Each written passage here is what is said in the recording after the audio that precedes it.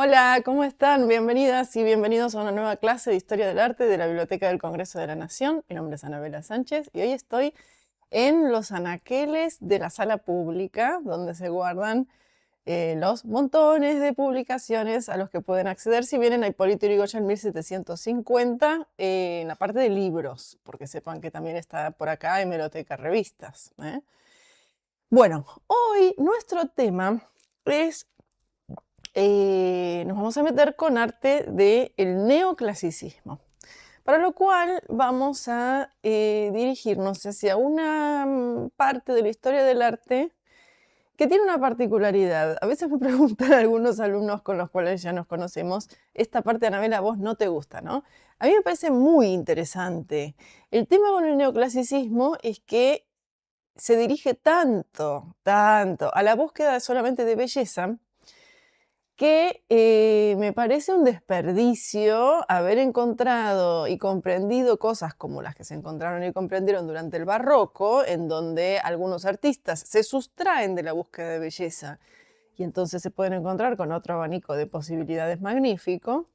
Bueno, no, en el neoclasicismo volvemos íntegramente a la búsqueda de belleza. Así que si nos gusta la belleza, hoy lo vamos a pasar muy bien. Si quieren más, bueno, hay que esperar un poco a qué habrá después del neoclasicismo. Pero para entenderlo, tenemos que pasar por el neoclasicismo. Y históricamente es riquísimo, además. Eso por un lado. Por otro lado, ¿qué artistas vamos a tener hoy? Acá estoy compartiéndoles en pantalla una línea de tiempo que nos ubica en los dos artistas protagonistas de hoy, que son David y Canova. Jacques-Louis David, que nace en 1748, muere en 1825.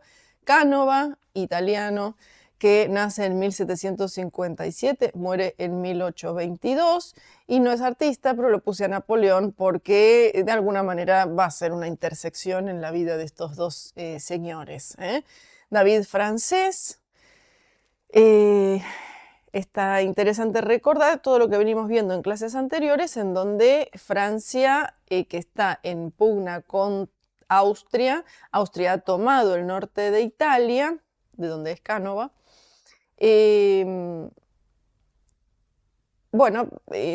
Francia toma entonces, conquista, quita de las manos de Austria ese norte de Italia y y es entonces un territorio en pugna. Así que Canova va a estar del lado de los conquistados, David del lado de los vencedores, en tanto esté con Napoleón. Vamos entonces a ver obra de estos artistas. Empezamos con David. Miren, David y Canova, en ambos casos estamos hablando de artistas que quedan huérfanos de pequeños y quedan al cuidado de alguien. En el caso de David, su papá fallece cuando él creo que tiene unos 8 o 9 años en un duelo, y su madre lo deja entonces al cuidado de este señor y su esposa, que va a aparecer en el cuadro que viene, de unos tíos. Creo que hay otros tíos más involucrados, pero yo les traigo cuadros de estos dos. Este por un lado, la esposa. Después, que ahora van a seguramente reconocerla de los memes que circulan por el mundo.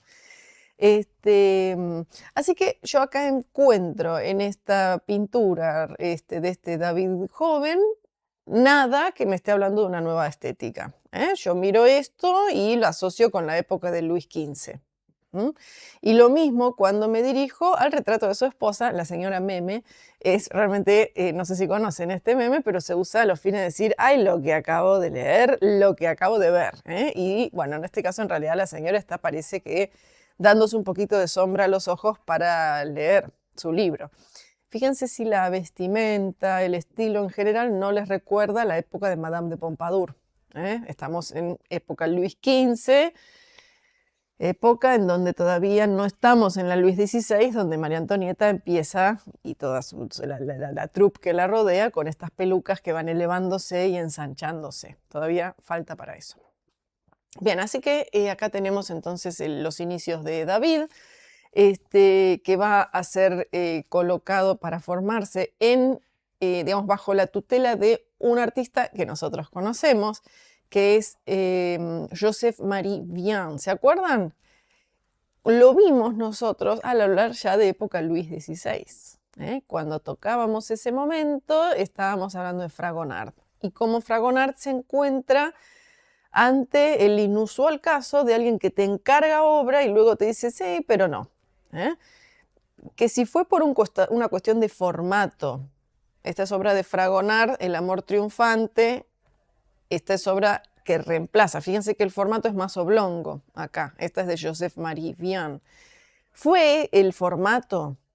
¿Fue el estilo? No sabemos, pero sí puedo apreciar, ¿no es cierto? Recuperemos un poco de estas nociones del rococó. Lo que me encuentro con Fragonard es un color muy cálido, formas bastante, pienso yo, indisciplinadas en la naturaleza. Escultura, flores, este amor con esa tercera figura que observa y de paso dibuja, un poco un Fragonard número 2, mientras que cuando nosotros veíamos obra de Vian que reemplaza la de Fragonard, veo muchas menos diagonales, muchas menos curvas, más verticales, más horizontales, y por lo tanto el tiempo y cómo este se muestra en las obras de Fragonard se ralentiza. Estamos ante una propuesta más clásica. ¿Es propiamente neoclásica? Bueno, sí y no. Sin dudas es un pionero del neoclasicismo, el que más va a desarrollar ese arte que entendemos por neoclásico es seguro David. Este es su maestro, que se separa de su amigo, ¿no es cierto? Eran conocidos con Boucher, con Fragonard. Vian entonces está cultivando un amor por la antigüedad que ya sabemos proviene, entre otras cosas, de las exploraciones de Pompeya y Herculano. Bien, así que bajo Joseph-Marie Vian empieza a estudiar David, que nos cuentan también que era un mal alumno, que tenía un carácter bastante hosco, mal alumno y que se la pasaba dibujando. Así que finalmente sus tíos dicen, bueno, lo colocamos para que sea artista. Y acá tenemos un precoz retrato de David hecho por su maestro, que lo pinta, Joseph-Marie Vian. Un poquito, miren, la próxima vez vamos a compartir retratos de David. Vieron que hace un momento decíamos que el neoclasicismo habla de belleza. Bueno, autorretratos de David nos lo van a mostrar muy bonito. Tenía una asimetría importante en la cara, sin embargo. Yo no sé si acá ya la estoy notando. No parece, pero tendría que, ya sea por belleza, ya sea porque la asimetría se le va desarrollando a lo largo de la vida, por ahora no me estoy encontrando con nada inusual. Ya lo vamos a ver nosotros la vez que viene. Acá me encuentro entonces con un primer retrato de este David joven. Y bien, ¿qué hace David cuando es joven? Lo que todos hacemos cuando somos jóvenes. Hacemos lo que nos enseñan. Así que David aprende formas artísticas con una cercanía al rococó, de la cual él mismo se va a ir desprendiendo poco a poco. El mismo Vian, si bien indaga por caminos del neoclasicismo, digamos que también todavía tiene cierta rémora rococó. La temática que acá está desarrollando David en esta obra, Júpiter y Antíope, temática erótica, la manera de pintar recuerda claramente a las formas pictóricas del rococó también. Todavía de neoclasicismo, acá nada. Júpiter acá toma la forma como de un fauno para seducir, vamos a decirlo así, a Antíope.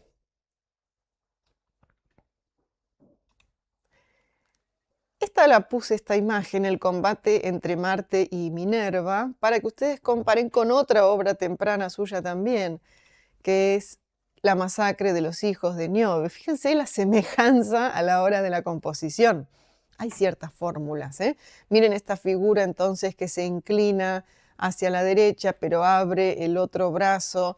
Esta situación de oposiciones la encuentro también acá. ¿eh? Combate entre Marte y Minerva, dioses ambos de la guerra, ella una diosa más de la estrategia en la guerra, él de la brutalidad, ella lo vence a él.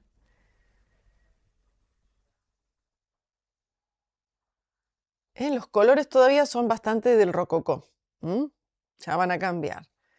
Estos medio pasteles, muy luminosos.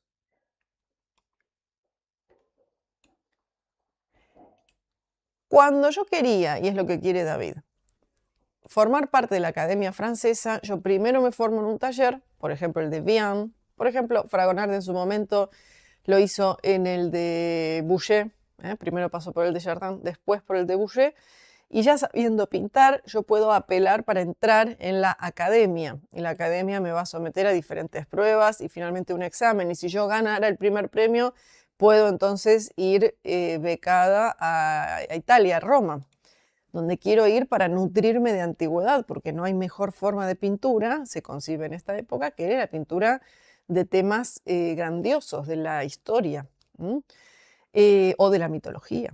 Así que qué mejor que acercarme a la mayor cantidad de parámetros de lo antiguo que yo puedo apreciar, ¿no? Y esto lo hacía en Roma. En el caso de David, agárrense, 4 veces se somete a evaluación y, bueno, 3 veces falla. Creo que en la segunda oportunidad decide meterse en hacer una huelga de hambre o dejarse morir de hambre, de lo frustradísimo que está. Por suerte no lo hace. Vuelve a participar, falla, vuelve a participar y gana el Prix de Roma y va a poder entonces formarse allá y van a ver cómo cambia su forma de pintar. Esta entonces es la masacre de los hijos de Níobe o los Nióvidas también, en donde Níobe es esta señora que tenemos acá en primer plano, que trata tarde de defender a sus hijos, que están todos siendo atacados por, vamos arriba, los hijos de Leto o Latona. Conocemos ese mito porque lo hemos compartido ya un par de veces, refresquémoslo. Leto o Latona es madre con Zeus de Apolo y Diana, Apolo y Artemisa. Pero hasta ahí sabíamos. Ahora bien, Niobe tiene creo que 7 hijos y 7 hijas y algún día anda por ahí haciendo alarde de yo tengo más hijos, mis hijos son más geniales que los de Leto. Cuestión que Leto y sus hijos se enojan mucho y está bien, seremos 2 contra 14, pero somos inmortales y lo vamos a enfatizar matando a todos los hijos de Niobe. Así que bueno, yo acá tengo otra vez, ¿no? Estos colores tan ricos, tan saturados. Obra entonces que me habla de un David que quiere tratar temas grandiosos, que lo intenta 4 veces, que a la cuarta gana, que finalmente entonces se va a Roma. Y en Roma va a ponerse en contacto con un señor que ya conocemos, que lo mencionamos la vez pasada. ¿Se acuerdan de Johann Joachim Winckelmann? El ideólogo de nuevo, renovado, mejor, amor por lo antiguo, por la antigüedad, por la superioridad del espíritu de la antigüedad en las artes, quien había influido en Anton Raphael Mengs, que habíamos mencionado la vez pasada, en David ahora y en Canova dentro de un rato. Así que Mengs un poco va a ser alma mater bajo el cual se nuclea, ¿no es cierto?, toda una troupe de nuevos artistas en Roma. Y fíjense si no cambia ahora la forma de pintar y de concebir la imagen por parte de David. Fíjense que los colores han cambiado. La diagramación quiere ser más grandiosa, más sencilla, apelar más a lo simple. Acá tenemos entonces el cadáver de Héctor.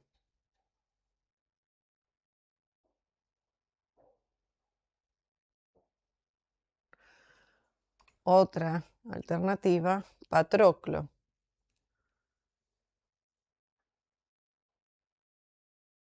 Yo vería acá tal vez alguna influencia de Miguel Ángel, del Apolo de Belvedere. ¿Cuáles son las influencias de David que él puede apreciar en Roma? Nombremos los Carracci, Caravaggio también, veo algo de Caravaggio también acá. Por supuesto, Rafael, Miguel Ángel y sobre todo la antigüedad. Él había dicho, voy para nutrirme de los artistas más contemporáneos. La antigüedad no me mueve un pelo.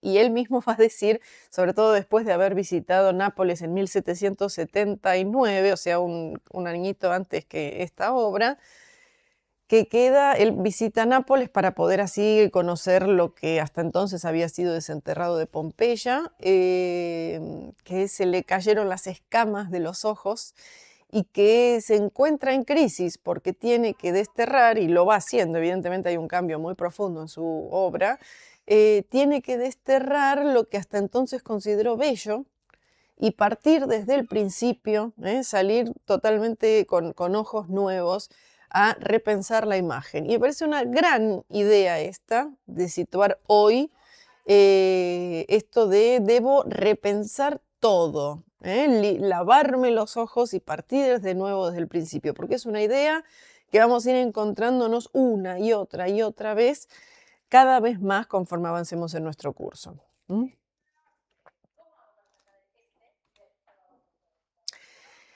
Acá estoy viendo ya obra de Cánova. Vamos entonces dejamos a David en Italia.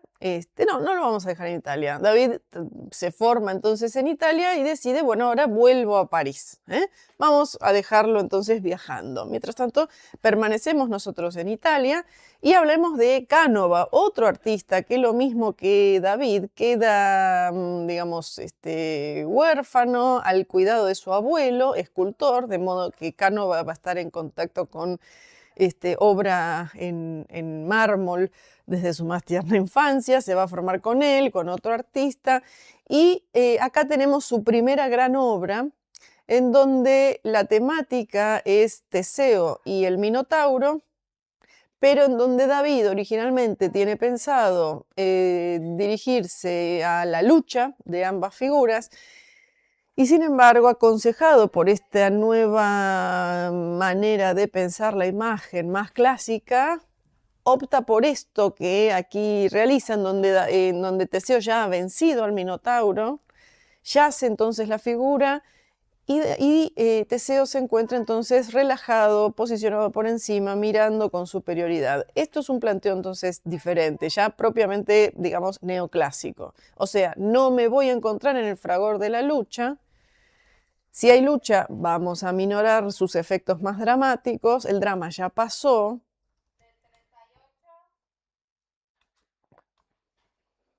Ya está vencido entonces el enemigo. Y el tiempo, entonces, una vez más, en periodos clásicos, se ralentiza. No estoy en plena lucha, ya triunfé. Así que ahí tenemos un inicio, entonces, magnífico para tomar a Cánova. Un artista, lo mismo que David, precoz, ¿no es cierto?, en su formación, arranca de muy temprano. Otra obra que voy a elegir para hablar de Cánova es esta belleza, y está bien usada la palabra belleza, Cupido y Psique. Es un encargo que él recibe por parte de uno de tantos amantes ingleses del arte italiano, que luego no llega a llevarse la obra después va a ser vendida por el futuro cuñado de Napoleón, Joaquín Murat, que va a ser después rey de Nápoles. Bueno, y me voy a acercar un poquito para que apreciemos esta maravilla. Psique ha sucumbido, digamos, a la curiosidad. Espía dentro de una ánfora que no debería haberlo hecho, donde se supone que hay un fragmento de la belleza de Proserpina, pero Proserpina llenó esto del sueño de la noche más profunda, casi cercano a la muerte, y entonces ella cae sin ninguna fuerza, casi muerta. Y por suerte ahí Cupido la encuentra y con un beso la reanima. Ahora, llevar esto, ¿no es cierto?, a la escultura y de esta manera es asombroso, porque bueno, consideremos el tema de las alas, todos los espacios negativos que tiene esta escultura.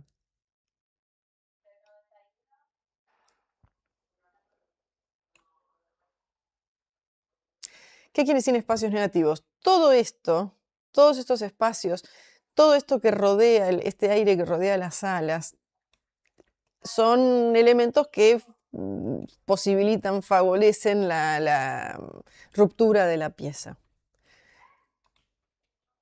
Miren este otro ángulo, qué maravilla, cómo nos deja ver la transparencia de la que es capaz el mármol de Carrara. Este abrazo precioso, muy tridimensional. Allá, aquí.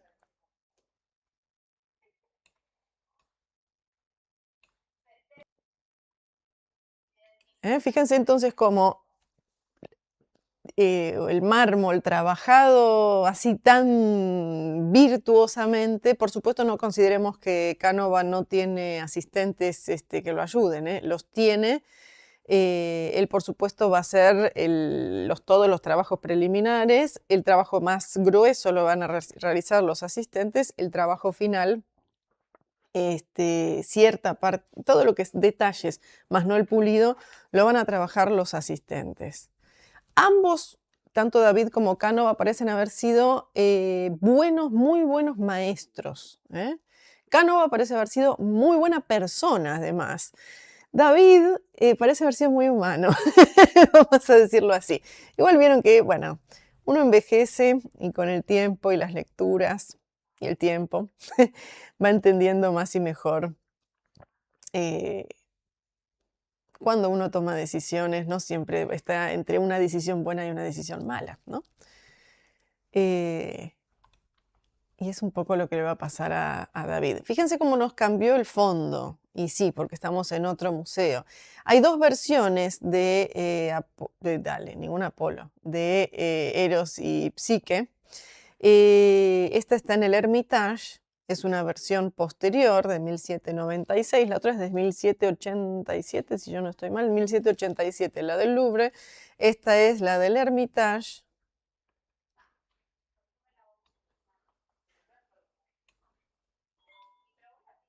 Y la pongo también para que ustedes aprecien la belleza de las plumitas.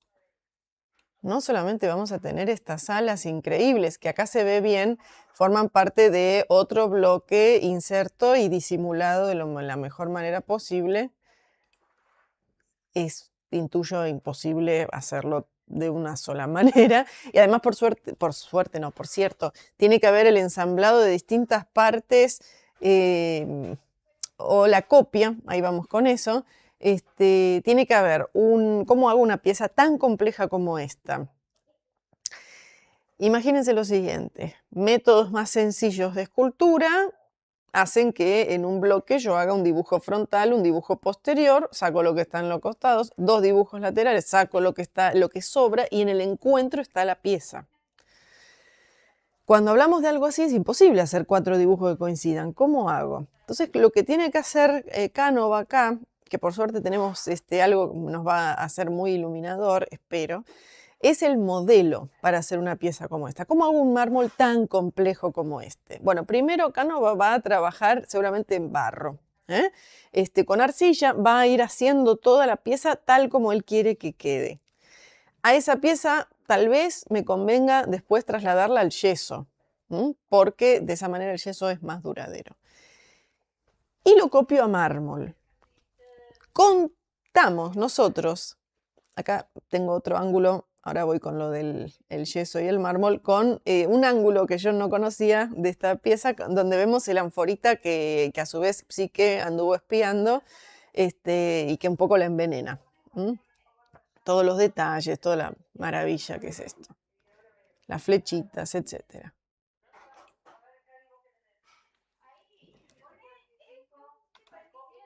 Acá está. En el Metropolitan, en Nueva York, se conserva el modelo en yeso para realizar copias, hecho por el mismo Canova.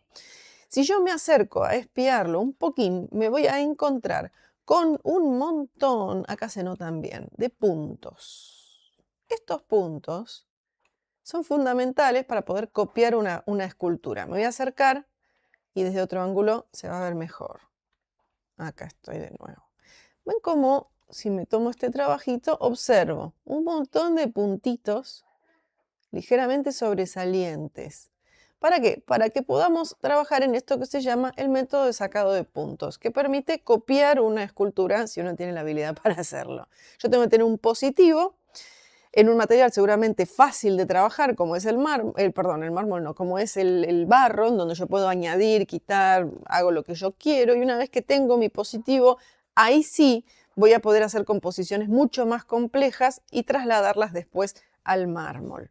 Acá me acerco un poquito más y ven ustedes todos estos puntos. ¿Cómo funciona el método de sacado de puntos? Miren, yo lo voy a tratar de explicar con este dibujín, pero voy a dejar en la descripción del video el link a un video que creo que va a ser más explicativo todavía. Hagamos de cuenta que la imagen que yo tengo a la izquierda es mi positivo en yeso o en barro. Y yo lo quiero trasladar al bloque de mármol que tengo a la derecha. Observen ustedes que hay dos elementos que son idénticos, que es la máquina de sacar puntos. Yo voy a tener esta máquina con un elemento regulable con distintas alturas y voy a marcar ciertos puntos que considero me van a ser especialmente útiles. Por ejemplo, la punta de la nariz, las pupilas. Invento, pero no invento tanto. Ciertos puntos, entonces, yo voy a ir tomando esas medidas. Y con una máquina que es igual a la otra, voy a hacer perforaciones con la misma medida que yo tengo desde el extremo exterior hacia la punta de la nariz. Hago eso y hago una marca en el interior. Hago otro punto, marca en el interior. Otro punto, marca en el interior. Me pongo a tallar y voy a ir quitando mármol de mi bloque. Cuando me encuentro con el punto, lo veo, dejo de tallar. Entonces así yo voy a ir retirando el grueso del material, la parte más vasta, más tosca, y después viene un tallado con otras herramientas más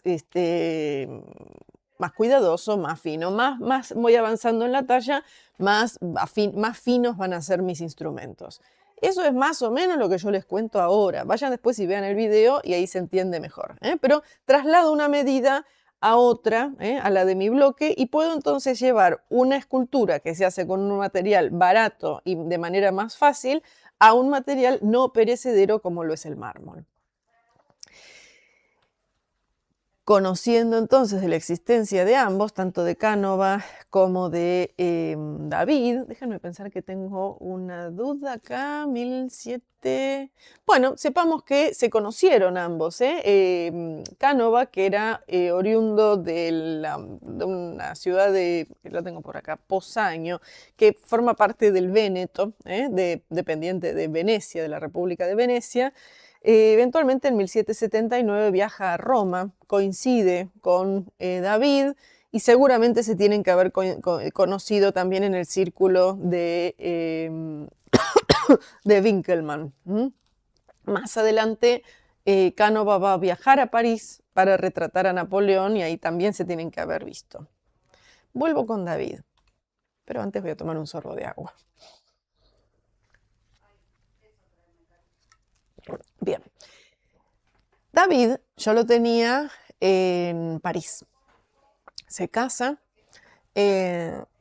y quiere hacer un tema grandioso. Y dice, y yo también lo diría si pudiera, yo solamente voy a poder desarrollar este tema maravilloso si vuelvo a Roma, con todos los gastos pagos, cosa que se los costea el suegro. Que un poco medio que parece que lo pone entre la espada y la pared, tipo, vos serías ideal para casarte con mi hija, bueno, pero qué sé yo, vos sos ideal para casarte con mi hija, bueno, está bien, se casan y realmente tienen una relación, parece que muy feliz y muy fluida, David y Charlotte, su esposa, excepto durante la Revolución Francesa, en donde se divorcian y luego se van a volver a casar. Ahí están viendo ustedes una de las obras más famosas de Jacques-Louis David. Me gusta para que se aprecie el tamaño. Si es un gran tamaño, es de mucha importancia y efectivamente yo no puedo pintar obras de gran importancia si no soy nadie, así que todo va ligado con todo. Todavía está él queriendo forjarse su nombre, el juramento de los Horacios, 1784. Vamos con el juramento. ¿Ven cómo los colores pueden ser saturados y todo, pero no tienen esa cualidad diferente que tenían cuando hablábamos de rococó?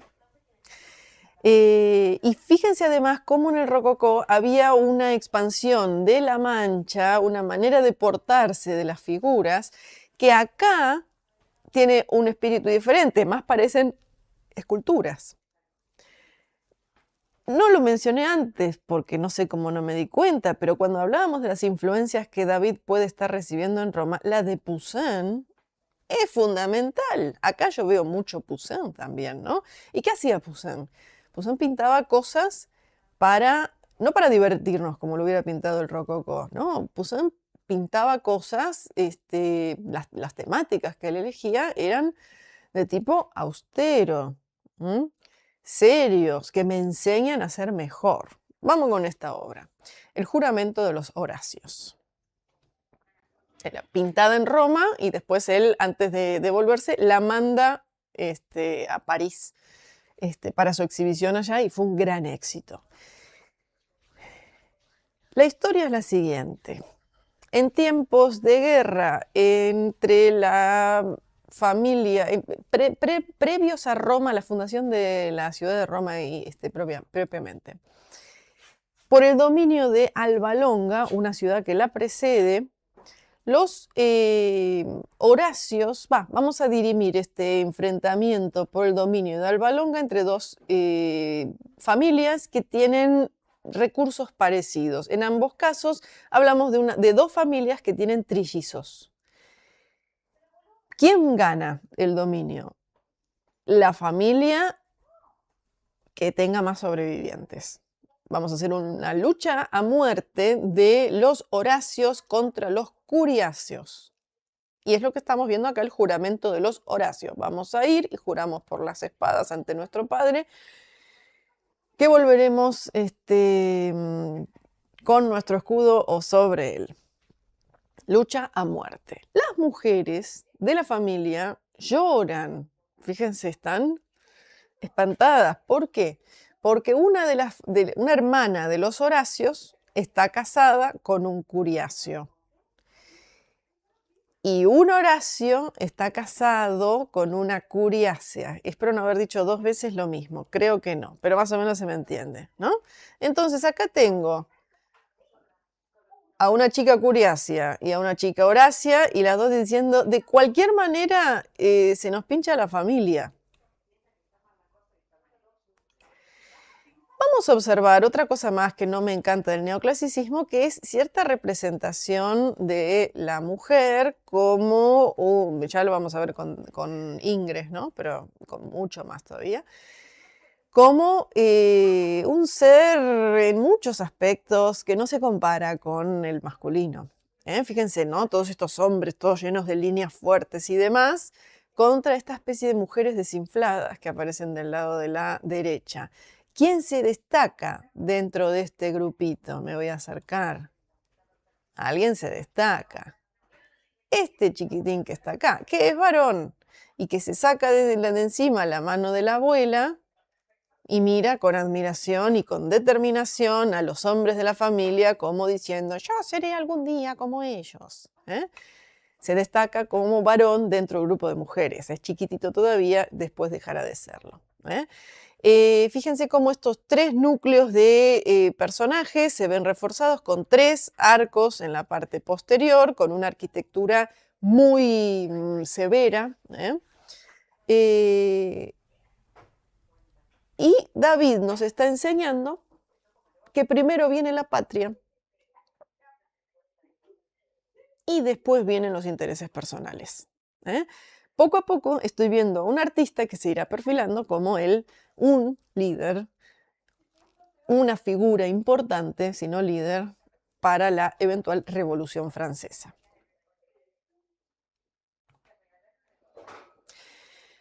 Esta obra nosotros la hemos mencionado cuando hablamos del Salón de 1787, ¿se acuerdan? Que teníamos conviviendo en el mismo muro a Elisabeth Villiers-Lebrun, que pinta a María Antonieta con sus hijos, un cuadro que por suerte para todos fue un éxito, ya había habido otro que fue un fracaso. Acá tenemos la obra de David y la obra, por cierto, de su maestro, La despedida de Héctor y Andrómaca. Por cierto, les cuento que son bastante amigos David y Elisabeth Villiers-Lebrun. Vuelvo a la muerte de Sócrates, muy Poussin, veo también acá. ¿Qué le vemos de Poussin? Esta cuestión paralela al plano del cuadro es un planteo clásico. ¿Por qué no pensar también en el juramento de los Horacios como invento? El grupito de las mujeres allá atrás, ellos acá adelante, y entonces creo más profundidad. Porque soy clásico, me dice David. Y el clasicismo busca imitar a la antigüedad.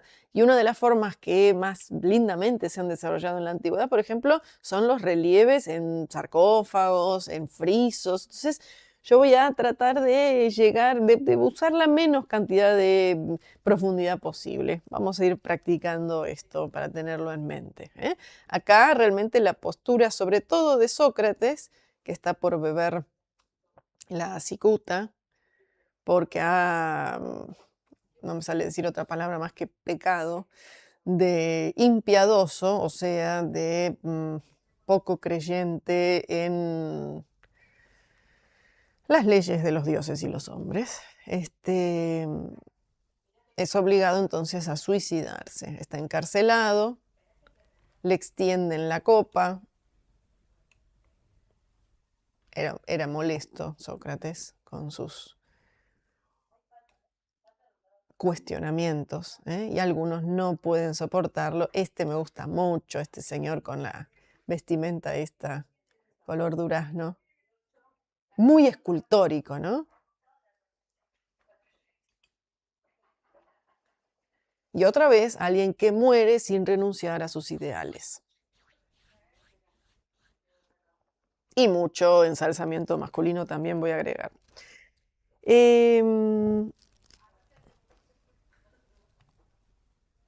David va a ser un gran retratista. David realmente va a desarrollar dos grandes ramas. Un paisaje va a haber en toda su carrera. El retrato y la pintura de historia. Ya sabemos que en general los artistas han tenido que recurrir a pintar retrato para comer, pero quisieran pintar pintura de historia. Hermoso retrato retrato de pareja, donde tengo a este caballero sentado y su esposa que se acerca medio que entra dentro del encuadre.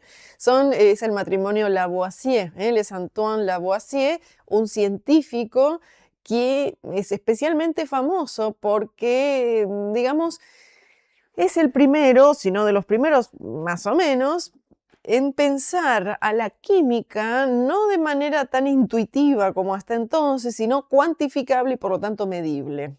Me voy a acercar, así los apreciamos. Él era también recaudador de impuestos y eso va a hacer que toda su fantástica beta investigadora a la hora del terror francés sea dejada de lado y haya sido decapitado también durante la Revolución. Contamos con algunas imágenes que nos permiten apreciar, por ejemplo, el tremendo sombrero que tenía ella en un primer momento. Me llama la atención esta serie de rectángulos que la verdad no sé a qué responden.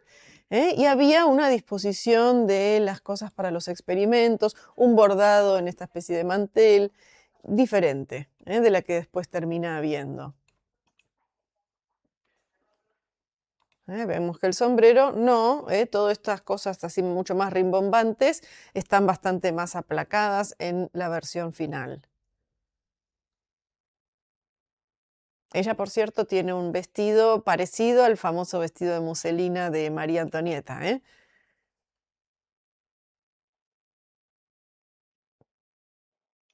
y fue una importante colaboradora de Antoine.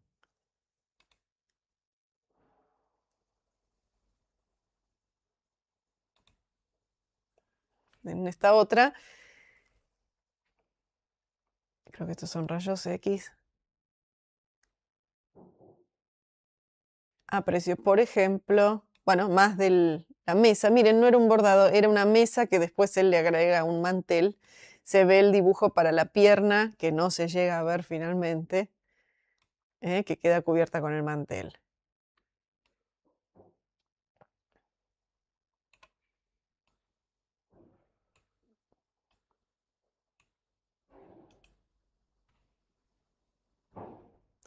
De paso, podemos conectar con la revolución científica que forma parte de la revolución industrial que está ocurriendo en simultáneo, ¿no? En 1789, fíjense qué interesante año, ¿no? David pinta otra de estas obras monstruosamente importantes, que es Los lictores llevan a Bruto los cadáveres de sus hijos. Largo nombre, interesantísima obra. Fíjense que otra vez me encuentro con una división entre un universo femenino y otro masculino, marcado a través de esa fuga de columnas. Bruto es este señor que yo tengo acá. Para hacer a este señor, ahora vamos a contar su historia, David se inspira en una escultura romana de tiempos republicanos llamada Bruto Capitolino. Este Bruto no es el mismo que mucho tiempo después será uno de los asesinos de Julio César, sino que este es un antepasado. Justamente ese quiso imitar a este primer cónsul de la República, nos suena, ¿no es cierto?, con respecto a Napoleón, ¿no? Quiso imitar a este primer cónsul de la República, desterrando a Tarquino el Soberbio y su prole. Vamos con la historia. La historia es la siguiente. Cuando pensamos en Roma tenemos que pensar en tres periodos, la antigua Roma, ¿no? Reino, república e imperio. El último de los reyes de Roma, el último de este periodo del reino, se llamaba Tarquino el Soberbio. Uno de sus hijos ataca a una mujer casada de nombre Lucrecia, la viola. El marido de Lucrecia, y no sé si un cuñado, que es Bruto, entonces la defienden, ella después se suicida igual, expulsando, no puede, digamos, comprenden que ya no es tolerable más sostener el reino como lo estábamos entendiendo hasta entonces, que los tarquinos y la monarquía no puede ser más. Expulsan a Tarquino, no sé si a su hijo también lo expulsan o lo matan, no sé, y pumba, arranca lo que llamamos la República Romana. Pero los hijos de Bruto, por detrás, hablan con Tarquino el Soberbio para restaurar la monarquía. Cuando Bruto se entera de eso, manda matarlos, a sus propios hijos. Otra vez, voy a poner a la patria por encima de mis intereses personales.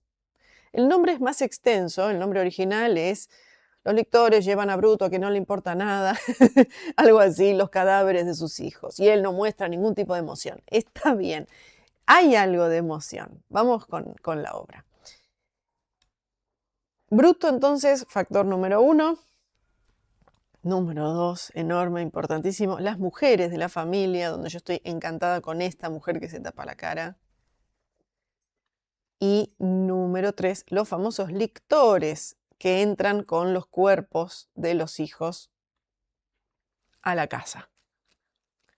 Ante la llegada, ¿no es cierto?, de estos hijos, las mujeres, supongo que esta es la madre, la abuela y las hermanitas, no pueden, una se desmaya, la otra no puede ver, la otra reclama y la otra tampoco quiere ver lo que está pasando.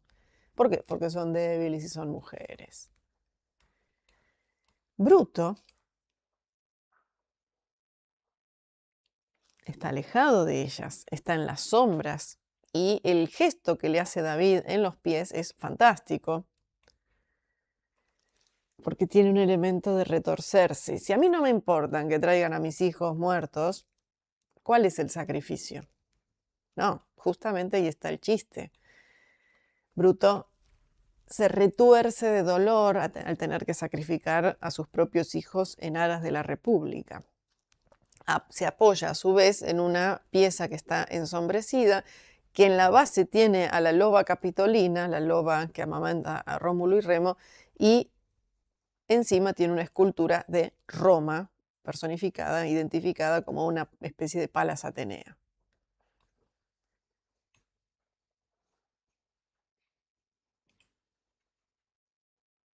Más cerca de Roma está él que de su propia familia. 1789. Fíjense que si no es una obra que tiene mucho que ver con la revolución, donde es importante dejar de lado los intereses personales y asumir primero que nada, por lejos, los de la patria. 1789, que decimos, bueno, no lo decimos nosotros, es así, inicia la Revolución Francesa con la toma de la Bastilla. Esta obra no es de David, pero nos viene bien para recordar que con la toma, la destrucción de la Bastilla, que es tomada como un símbolo de la monarquía absolutista francesa, arranca entonces la revolución. Y David se va a colocar muy claramente en un lugar, y es en el de la más extrema, digamos, izquierda, el de los jacobinos, los que llevan adelante eventualmente el terror francés. Estando ocurriendo, digamos, los episodios de la toma de la Bastilla, David sale a la calle y nos deja estos dibujos de no me sale ahora el nombre del rol, pero que sería como el jefe de la Bastilla. No me sale de ninguna manera. Y las cabezas cortadas de estos señores. Cortadas y exhibidas, ¿no?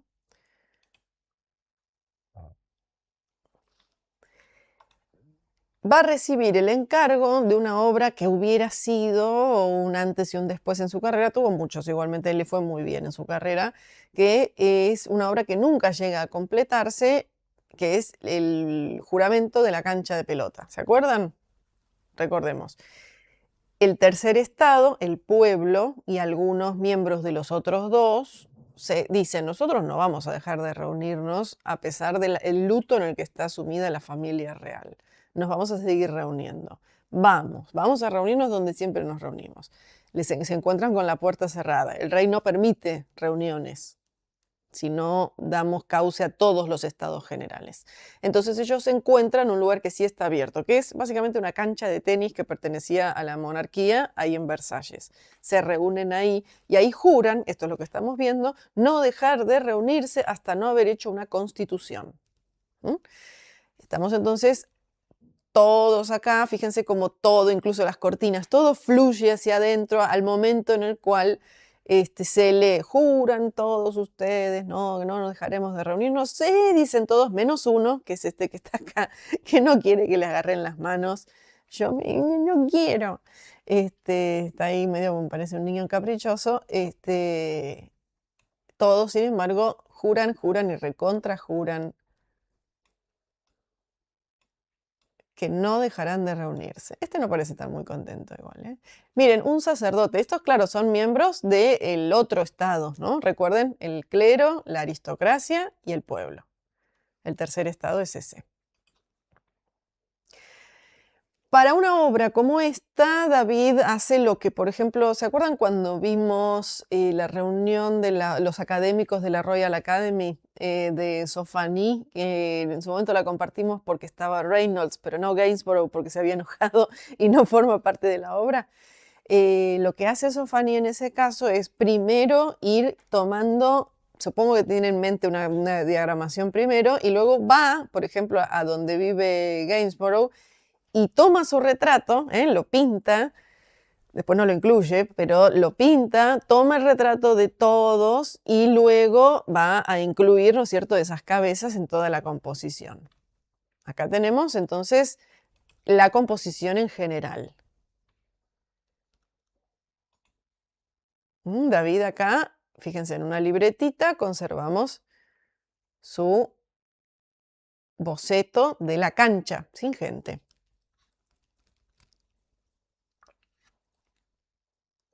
No es tenis, porque el deporte todavía no tiene las reglas, parece ser, del tenis, pero es un antepasado del tenis.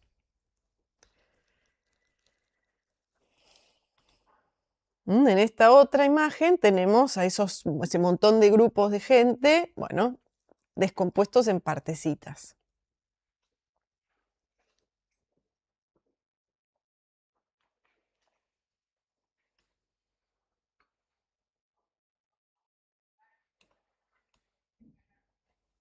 Ah, miren, acá está el que no quiere jurar.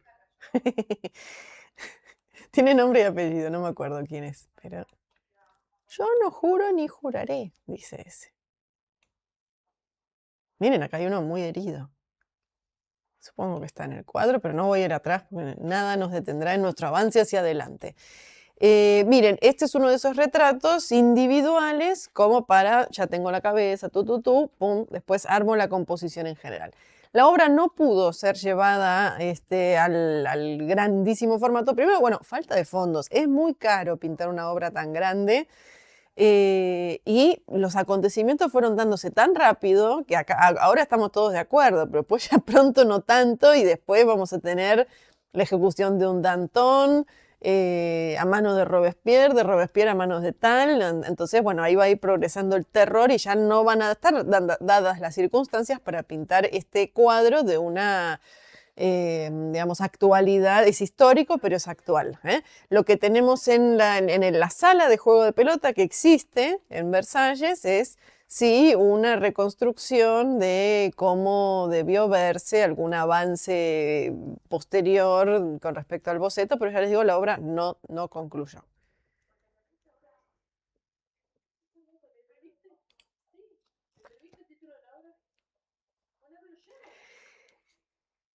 Y llego al terror. En el periodo del terror, bueno, sí, tenemos la muerte por guillotina de mucha gente, muchísimo. Por ejemplo, los Lavoisier. No sé si ella también, él seguro. Em, Uno de los que más llevaba adelante estas listas de gente para ser decapitada es este señor, Marat, que era periodista y que tenía un periódico que se llamaba El Amigo del Pueblo, en donde si aparecías mencionado como enemigo del pueblo, tomate las de Villadiego porque se te viene la noche.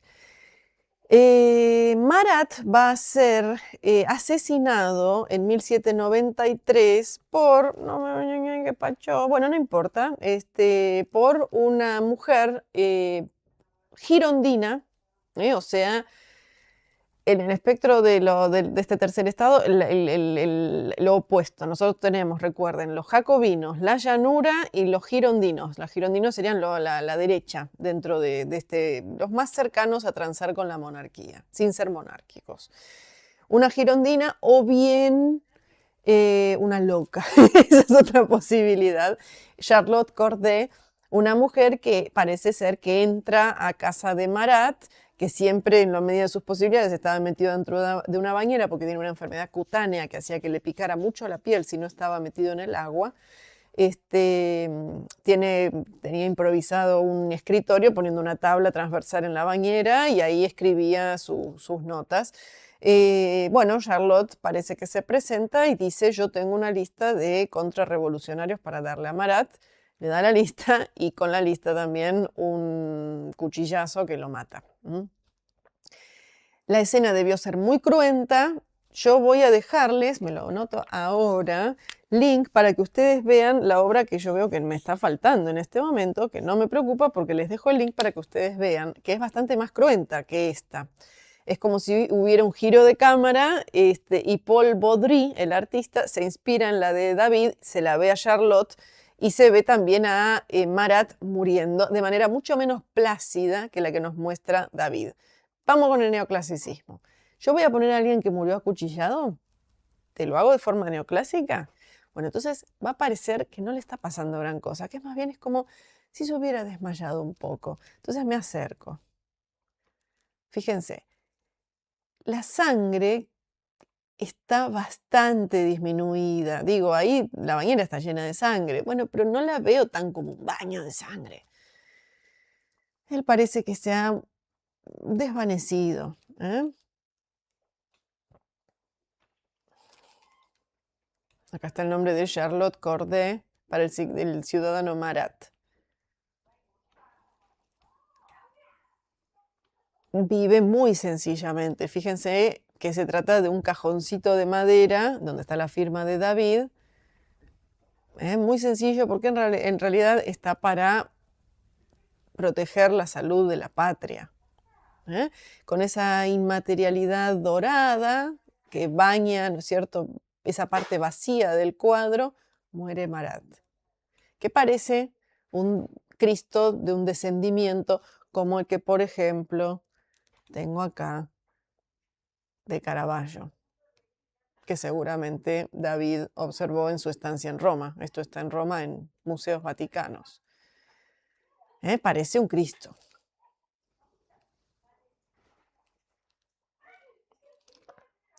Unos pocos meses después del asesinato de Marat, acá está Charlotte. Mira, yo pensé que no estabas.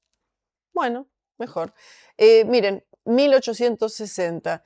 Paul Baudry se basa evidentemente en la obra de David y, como les digo, gira la cámara y nos muestra medio escondida a Charlotte Corday. Ahí está el añadido de una silla caída. Quitamos esa inmaterialidad divina que teníamos en el caso de David.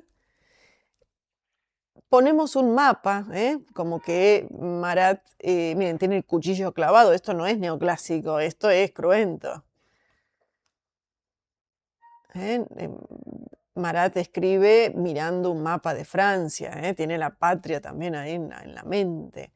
Y ella no terminó de saber si tiene una mirada determinada de girondina o extraviada de loca. No sé, cada uno pensará lo que mejor quiera.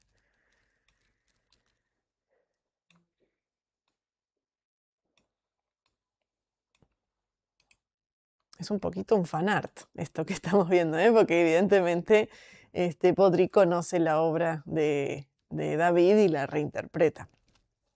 Algo que ocurre bastante en el siglo XIX, es muy divertido de ver realmente. Bueno, les decía, 1793, mismo año en el cual es asesinado Marat, unos poquitos meses después es guillotinada María Antonieta, cosa que hemos visto nosotros.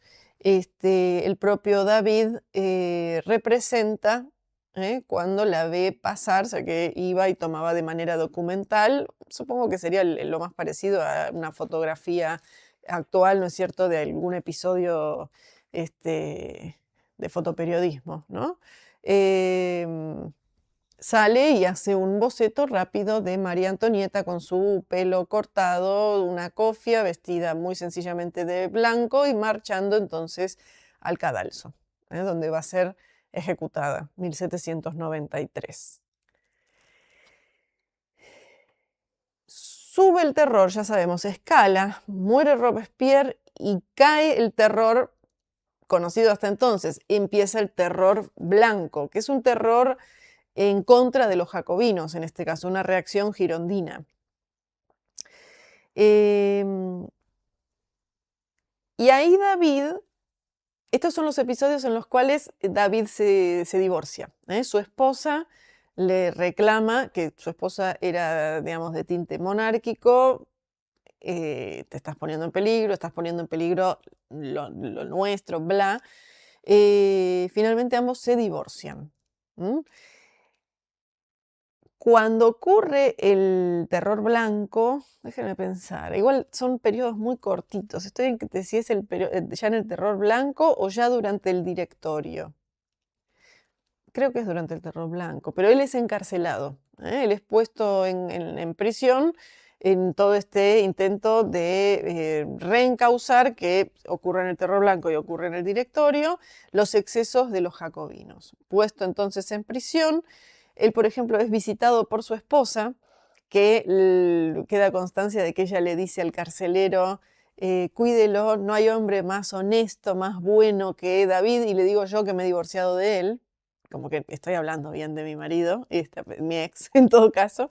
Y de aquí es el único paisaje que nos queda de parte de David que pinta él desde mirando a través de la ventana de su cárcel. Se ve que sus condiciones de prisión no fueron tan feroces porque pinturas tenía. Em, vine una idea y se me fue, no importa. Cuando una delegación de alumnos suyos escribe una carta pidiendo su liberación y va a ser entonces liberado, se retira un poco, se va al campo por una pequeña temporada. Acá pinta el retrato de su cuñada, Madame Cerisiat, también el de su marido, pero no puse el del marido, me gustó este. Él tiene dos cuñadas, creo que son ambas hermanas de su esposa. Miren qué linda la criaturita que está por acá, medio desconfiada igual, ¿no? El fondo se parece un poquito al de Marat, ¿no? A esta cuñada él la quiere mucho, a la otra cuñada no la quiere nada, pero no puedo encontrar por qué pasaría. Ven que triunfó el vestido de muselina. ¿Con qué estará hecho? Probablemente con algodón importado de la India, como ya dijimos hace poco. 1795. 1798 lo tenemos representando, fíjense cómo terminó la revolución y recontra terminó. Ya estamos con una nueva moda, en paz, ya está realmente con un nuevo estilo. Imitando la antigüedad que tanto nos gusta, ya en lo que hemos llamado estilo directorio, y que yo voy a distinguir en la vestimenta porque es bastante más sencillo que el estilo imperio. En ambos casos tenemos la cintura súper alta, ¿no? Y creo que llamamos más el estilo imperio a eso. El estilo directorio también tiene lo mismo, pero la ornamentación es mucho más moderada. Después cuando veamos cosas estilo imperio se las voy a hacer notar. Madame de Verninac, que por cierto, está bueno que aparezca porque es la cuñada, cuñada no, hermana, la otra era la cuñada de David, esta es la hermana de un artista que va a aparecer bastante pronto en nuestras vidas, que es Delacroix, el epítome prácticamente del romanticismo. Bueno, su hermana la veo bien estilo neoclásico directorio.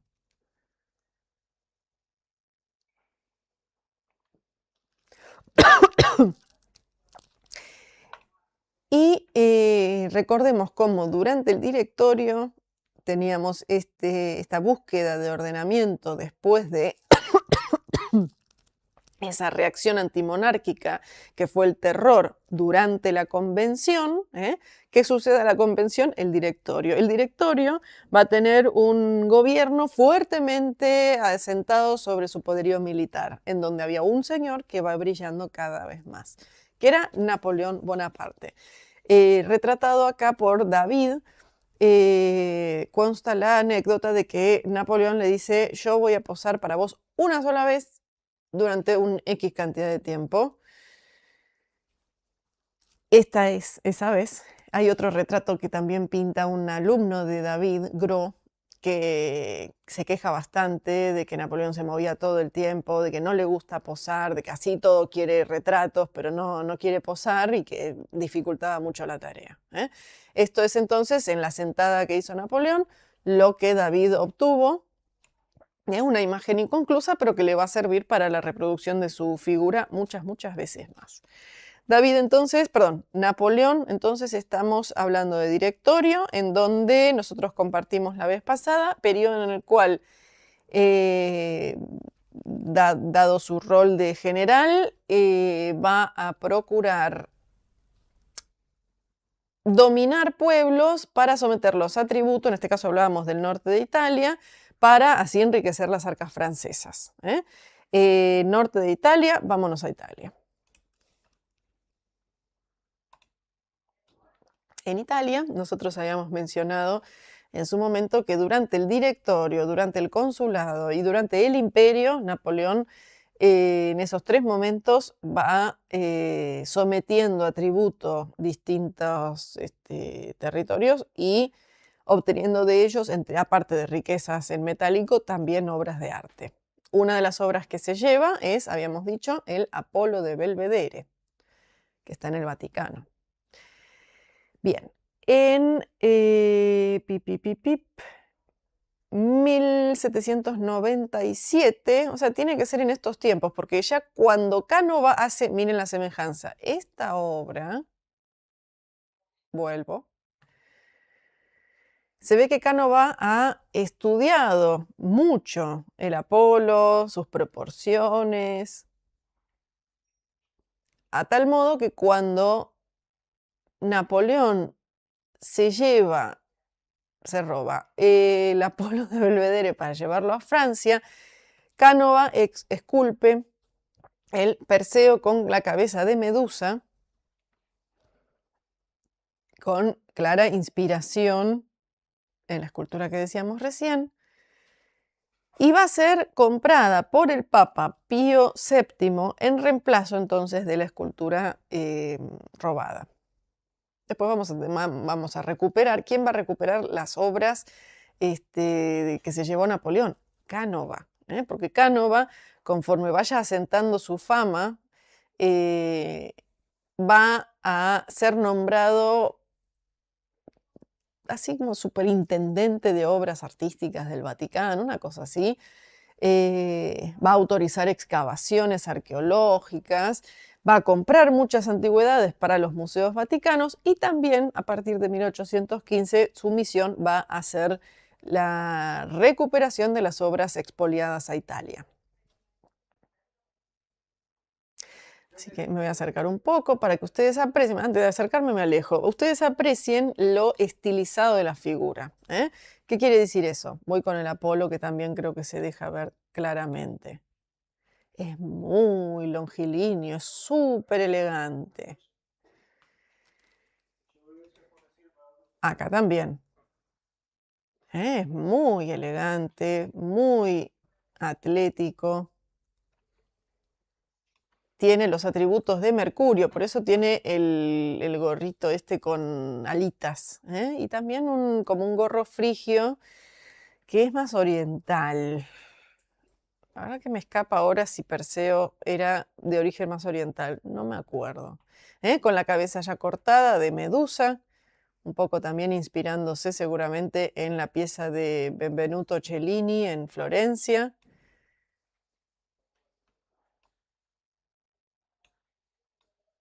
Fíjense ese manto maravilloso de mármol que disimula mucho más efectivamente la necesidad de estructura que la que puede aportar este tronco, en torno del cual, por cierto, se enrosca la pitón de la pitonisa, la sacerdotisa de Apolo, ¿no?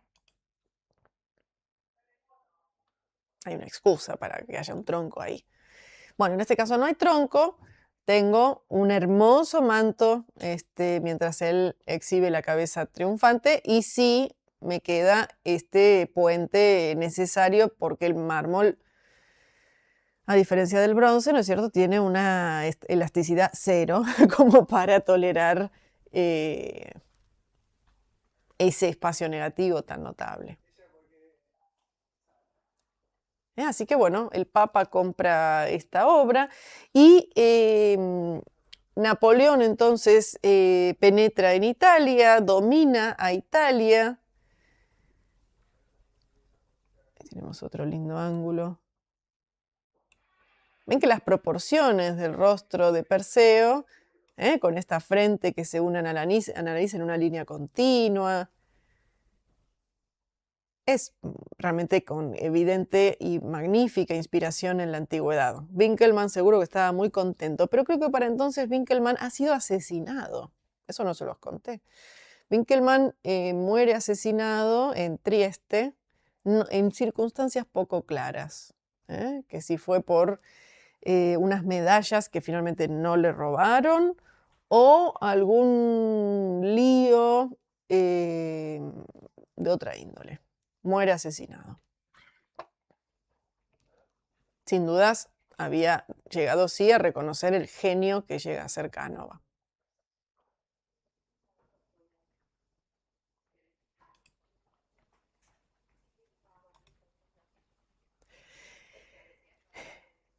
se conoce Canova con Napoleón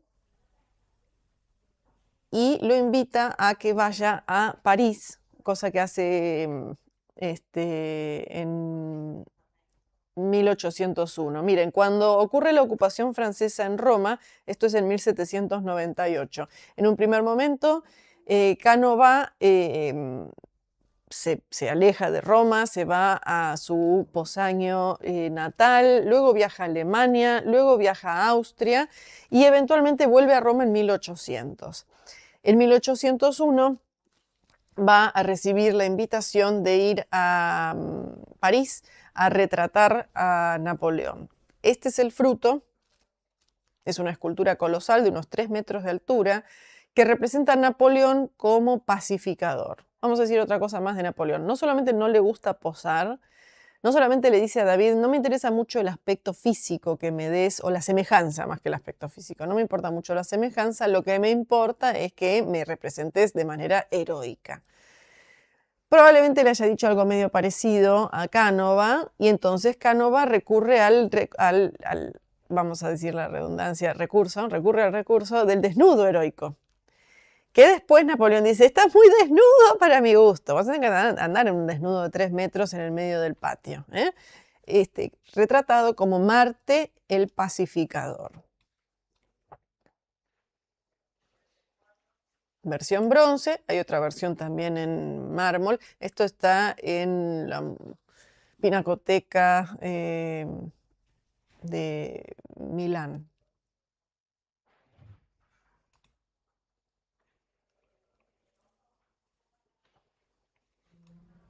Magnífico. Pero bueno, en un punto, bueno, Napoleón, no podés pedir todo y no posar y no nada, no supervisar, no nada, y después decir, bueno, sí, pero no. Súper clásico, ¿no es cierto? El rostro también, hermoso.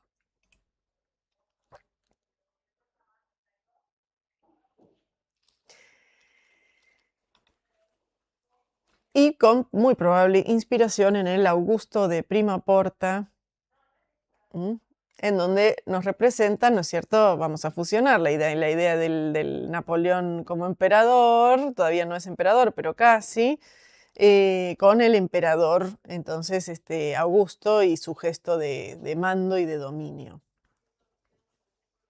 Sin desnudo heroico acá, ¿no? Vuelvo con David. Se quiere entender una cierta mayor calma en los espíritus combativos de David cuando representa esta obra que es la intervención de las Sabinas. Es importante pensar que David ha representado un tema romano, que es el de los Horacios, o el de le llevan los lictores a Bruto los cadáveres de sus hijos, son temas romanos, y él crecientemente va interpretando, seguramente siguiendo a Winkelmann, que es Grecia y no Roma la que tiene la mayor capacidad de llegar a la belleza más notable. Que en todo caso Roma ha imitado a Grecia, pero que la verdad, con mayúscula, la ha tenido Grecia. Entonces acá empezamos a ver lo que llamaremos el estilo griego. Cuando decimos pintar a la manera más griega, va a haber más presencia de lo femenino, y no solo como un complemento secundario de lo masculino, como en los temas más romanos. Y va a haber una búsqueda de refinamiento mayor. El tema es, sin embargo, romano. Y en un punto le van a decir, pero mucho griego, pero el tema es romano. Entonces, David va a ir volcándose cada vez más hacia tema griego, manera griega, según su interpretación, de representar. En su momento esta obra fue un gran éxito. A posteriori va a ser mirada por algunos con una ceja levantada, porque es raro que te vayas a la batalla con el casco, con el escudo, con las sandalias y nada más. ¿Qué te pasó en el camino? Estamos viendo la intervención de las Sabinas. Recuerden, el pueblo de Rómulo se ha instalado en el Lacio. Los latinos se instalan, prosperan, pero en algún momento dicen, pero no tenemos mujeres, ¿qué hacemos? Entonces roban las mujeres, las hijas, las primas de los sabinos, otro pueblo. Los engañan con juegos, miren, hacemos un mundial, pero secuestran entonces a las mujeres de los sabinos. Se ve que los sabinos se lo toman con calma, porque ahí hay bastantes bebés en la parte de abajo.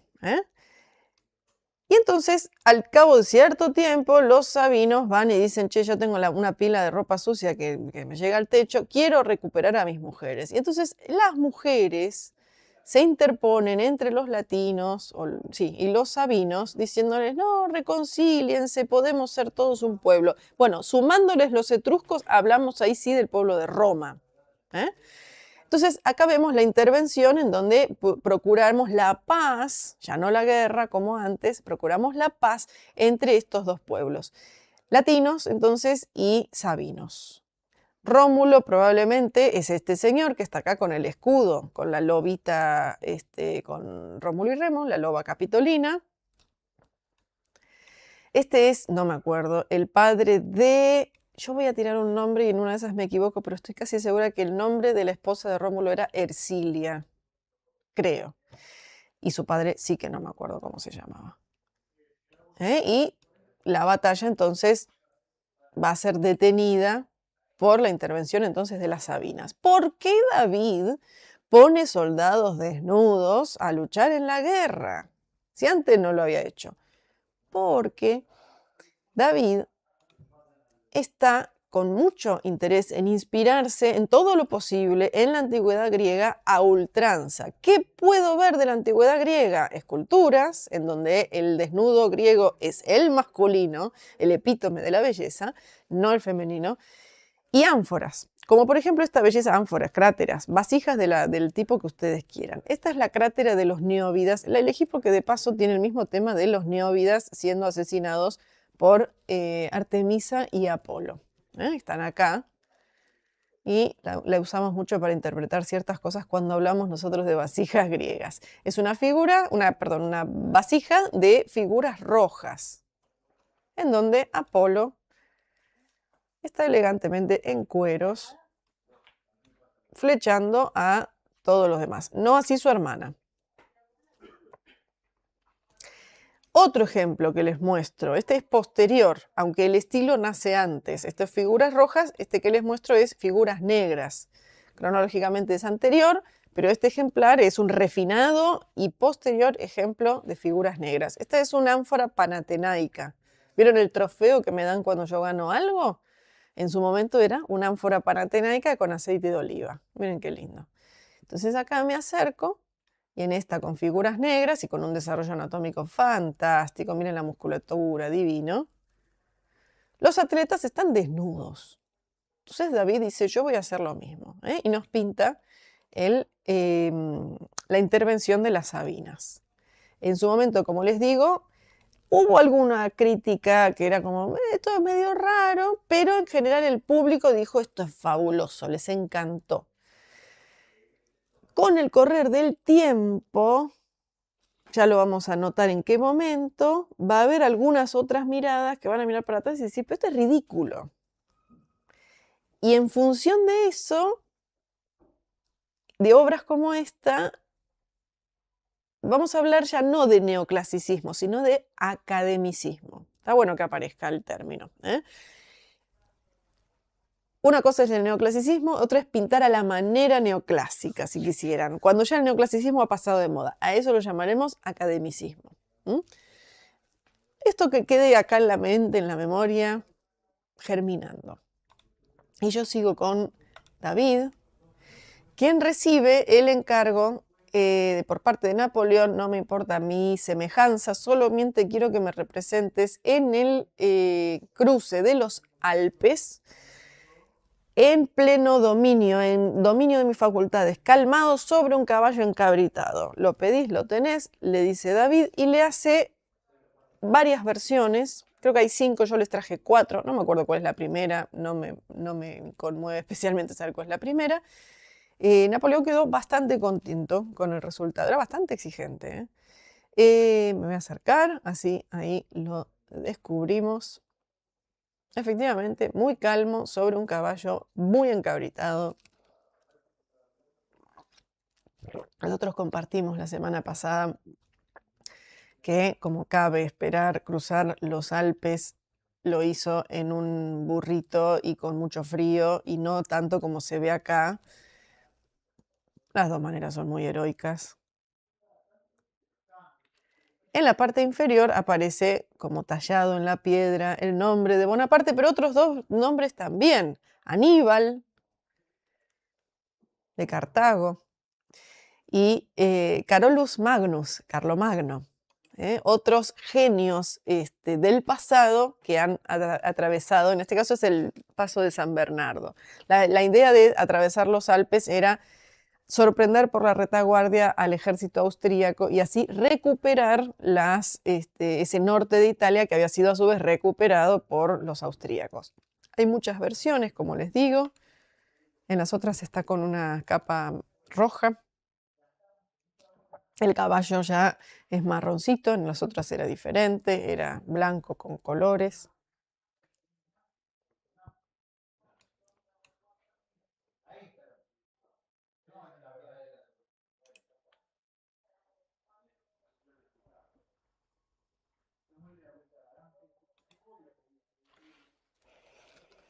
Voy a poner mi chalina como Madame de Verninac, así que tengo frío. Más luminoso, menos luminoso, un poco más de endominio sonriente, un poco más intensa la mirada. Tengo distintas versiones entonces de Napoleón cruzando los Alpes.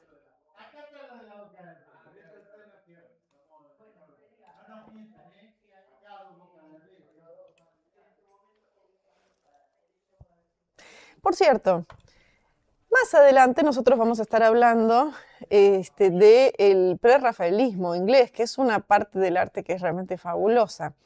Y me pareció muy simpático que ya apareciera esta referencia, ¿no es cierto? Acá tenemos a una chica que quiere impedir que este señor, su novio, que está por salir de la puerta, ella quiere cerrarle la puerta, se vaya. La obra se llama El Brunswicker Negro. Los Brunswickers son soldados alemanes que luchan contra Napoleón. El contexto lo pone la imagen de David. No tiene mucha lógica que siendo adversarios de Napoleón tengan la imagen de Napoleón, pero nos planta en la época de que probablemente este Brunswicker está yendo a una batalla que va a ser fundamental, que pondrá fin a los 100 días de Napoleón. ¿Qué son esos 100 días? Napoleón, recuerden, es emperador, es exiliado a la isla de Elba, ahí en el Mediterráneo, y al cabo de de cierto tiempo de exilio, vuelve. Gobierna, se hace con otra vez el imperio. Gobierna durante 100 días y ahí es nuevamente vencido y exiliado a la isla de Santa Elena en el medio de la nada, como veremos eventualmente. Entonces, con respecto a esos 100 días, es que ocurre esta pintura en donde Millet, John Everett Millet, inglés, no Millais, no Millet como el realista que después también veremos, nos representa entonces a la chica con ese vestido fabuloso que no quiere que él vaya a la posible muerte, con su moño rojo ella, igual que el perrito, le será fiel. Después no se sabe qué va a pasar, ¿no?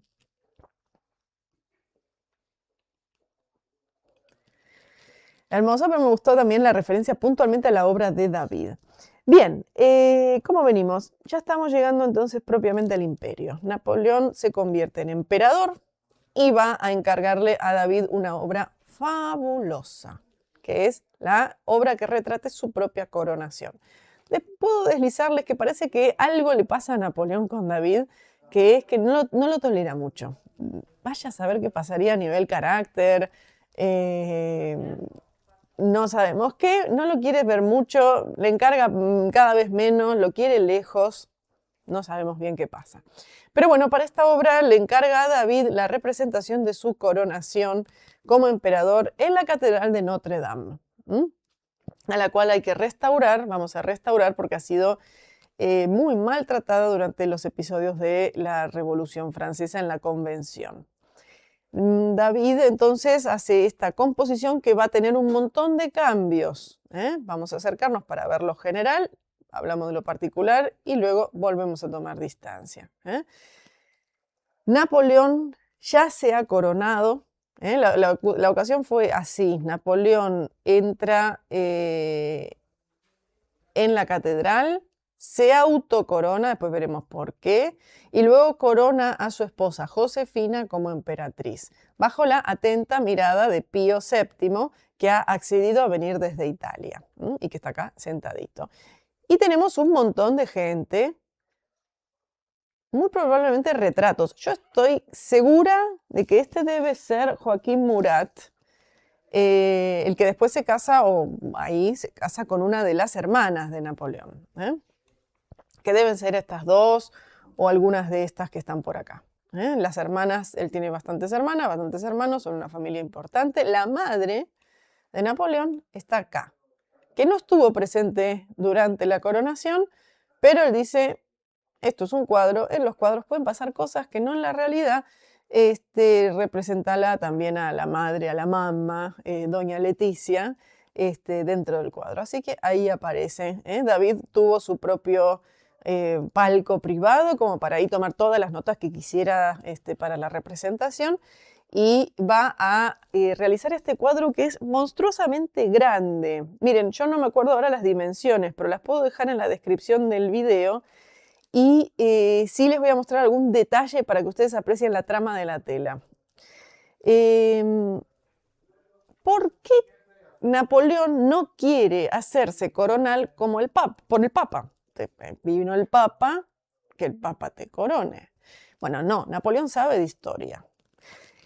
Carlomagno, que antes lo teníamos en la referencia cruzando los Alpes. Carlomagno, en este cuadro que es de 1903, está en uno de los episodios que seguramente más rabia les debe haber dado en su vida, que fue cuando en el año 800 no pudo resistirse a que el Papa lo coronara emperador del Sacro Imperio Romano. Me voy a acercar.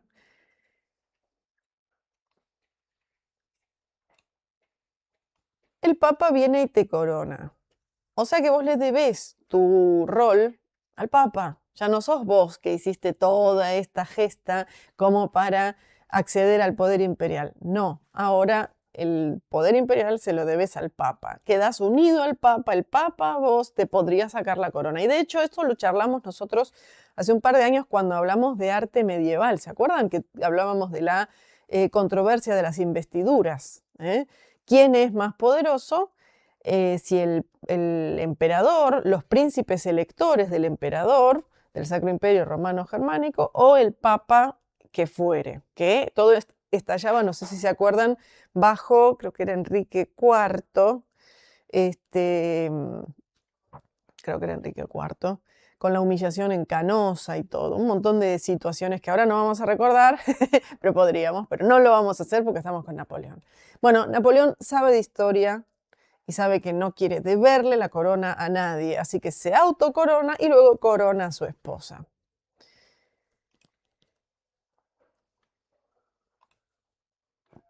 Cuando David hace los dibujos preparatorios, vamos a compartir algunos.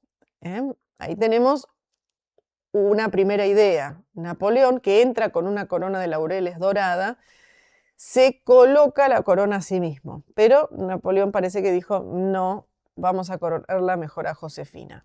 Y veo ahí en segundo plano al Papa que está ahí sentado, como si estuviera en una sala de espera. Digo, ¿para qué me llaman si no me van a hacer nada? ¿No? Y con toda la imagen con cuadrícula, ¿no es cierto?, como para trasladarla después al lienzo.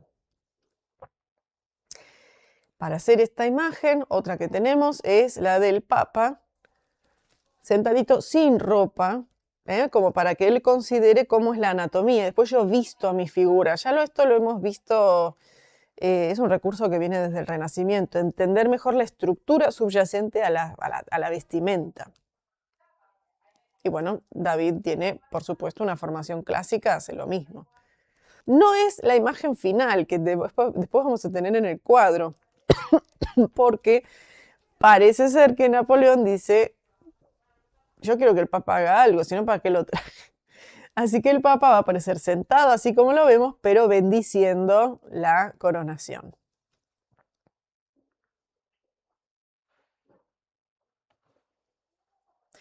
Por cierto, ahí tenemos retrato del Papa pintado por David.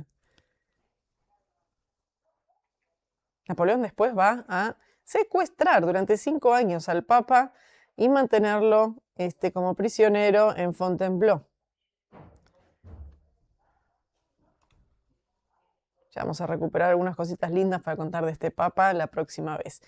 Acá tengo dibujo de Carolina Murat, Carolina Bonaparte, una de las hermanas de Napoleón, Murat para entonces, o sea, casada con el que yo creo que es Joaquín Murat en el cuadro, que me habilita esta imagen a contarles una anécdota que me pareció muy simpática, divertida más que simpática, que es con respecto a este otro cuadro. Miren, un par de años después, Elisabeth Vigée-Lebrun representa a la misma Carolina Murat y a una de sus hijas, y vieron que Elisabeth Vigée-Lebrun, amiga de David, deja constancia por escrito un montón de cosas. Lleva un diario muy completo al respecto de su exilio cuando se va de Francia, ¿no? Y de que quiere dormir acá y está lleno de ratas, quiere dormir allá, está lleno de piojos, quiere dormir allá y gritan todo el tiempo. Está muy abrumada, ¿no es cierto?, en su estancia en Italia. En algún momento va a Nápoles y ahí está gobernando Joaquín Murat y la esposa, ¿no es cierto?, como estos reyes instalados por Napoleón, como va a pasar también con uno de los hermanos de Napoleón en España, cosa de la cual hablaremos muy pronto. Y cuenta ella que está con mucho disgusto con esta mujer, porque Carolina Murat viene cuando quiere, cambia los días cuando quiere, porque tiene que venir a posar. Cambia los días cuando quiere, llega cuando quiere, se cambia el peinado todo el tiempo. Entonces ella la pinta de una manera, al día siguiente, cuando ella tiene que volver, hoy me pongo la coronita. Pero no tenías coronita la otra vez que viniste. La próxima vez viene con un tocado diferente, la próxima vez viene con el pelo suelto. Es como, ay, bueno, me estás cambiando el cuadro todo el tiempo. De repente se le cae con una hijita. Y Elisabeth Vigée-Lebrun, muy discretamente, ni siquiera le cobra por un personaje extra, porque se cobra un personaje extra en una pintura. O sea, fue muy difícil de retratar esta señora que David acá toma también para la inclusión en el cuadro de la coronación de Napoleón. Me parece muy simpático, me permite incluir esta anécdota que de otra manera no sabía cómo meterla, me parece muy, muy linda. Cosas que uno ni considera, ¿no es cierto? Uno piensa que si alguien quiere posar para vos, cumple un poco las reglas del que retrata, llega a horario y felices todos. Pues no, no necesariamente. Bien, y para ir nosotros terminando, un par de detalles. Fíjense, otra vez redundancia, nivel de detalle que tiene este cuadro. Es enorme. Ven que son realmente retratos todos estos. Acá está el propio Napoleón con su corona dorada. No está la corona número 2, eso es cierto. Él venía con su corona de laureles dorada. Me voy a acercar a ella ahora. Ven que empieza a apreciarse la trama de la tela. Es realmente una tela enorme. Y ahí me acerqué más y veo que ella tiene una pulserita con un camafeo, con un montón de bordados. Y ahí sí veo la trama de la tela.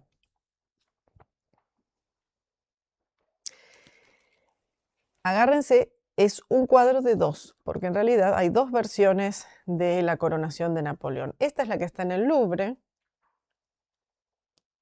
y esta otra es la que está en Versalles. Y en lo inmediato me voy a dar cuenta, esta parece más fría, la otra no. Yo desconfiaría de la frialdad o calidez de una u otra, porque la verdad que la fotografía puede intervenir de muchas maneras. Lo que no puede hacer es intervenir en los colores con los cuales están vestidos los personajes.